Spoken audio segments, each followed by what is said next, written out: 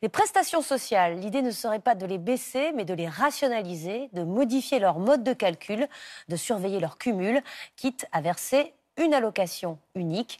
Les précisions d'Anaïs Barre et Adriane Acco.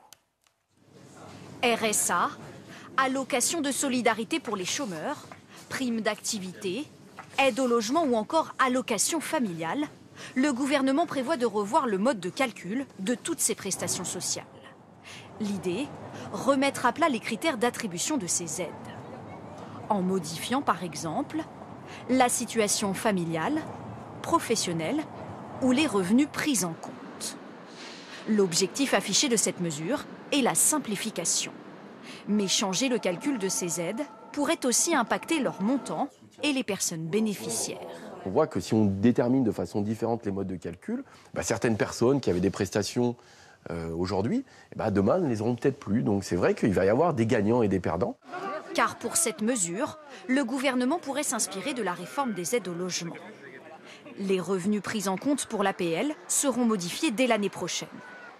Pour faire une demande en 2019, il ne faudra plus déclarer les revenus touchés 2 ans auparavant, en 2017, mais ceux de l'année en cours, les revenus de 2019.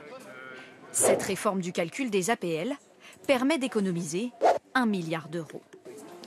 Le gouvernement espère économiser la même somme en simplifiant les autres prestations sociales.